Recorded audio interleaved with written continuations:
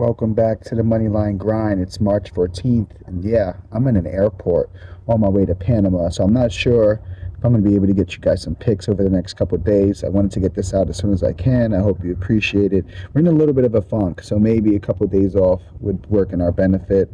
Another 1 and 2 night. Let's go over what happened, and let's get into the three picks I got for you guys. We had the Nets under 98.5. Nets scored 16 points in the first quarter. I thought this was going to be a money in the bag type bet.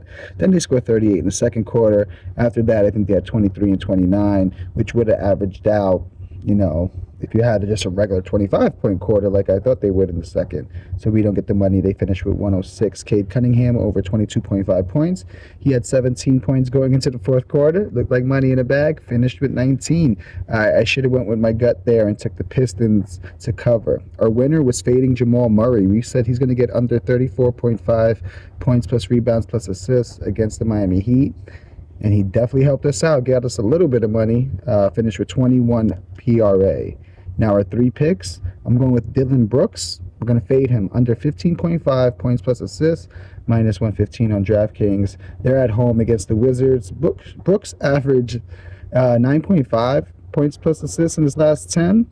He's 3-7 in his last 10 against the PA line, with all 10 games being under 15.5 points and assists.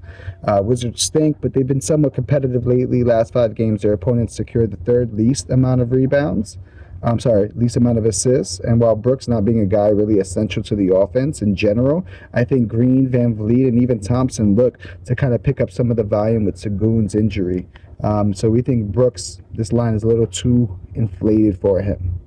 Next up, we're taking OG Anunoby over 17.5 PRA in Portland, minus 125 on DraftKings. OG second game back from injury, but I think this line's a little bit too low. I think they're underestimating how much the Knicks really do need him, especially on the offensive end right now. Averaging 16.6 points alone in his last 10. Mind you, he has been injured for quite some time.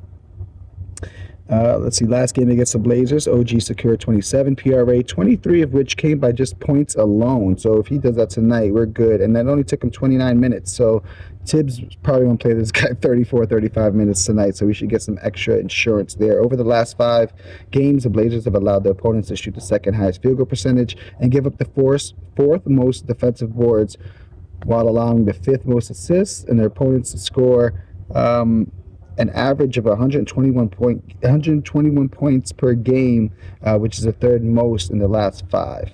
So we like OG. The Blazers giving up a lot. Even at home, they give up a lot. Normally, historically, Portland has good home court, but we like OG to get 18 PRA at least.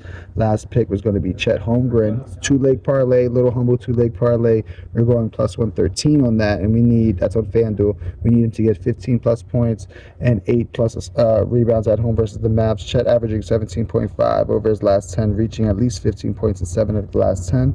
Also averaging 9 boards in his last 10, reaching 8 boards in 6, with 2 games landing at the soft 7 there. OKC being the 4th highest scoring team at home. Dallas gives up the 2nd most rebounds while on the road. I know we like OKC. We went with them last game and they kind of lost us some bread there. But I think Chet does this pretty easily tonight. Feel free to sprinkle a little bit on his double line at plus 135 on FanDuel. And that's all I got for you guys today. Hopefully I see you over the weekend. If not, we'll start it back up on Monday and we'll get winning. Good luck.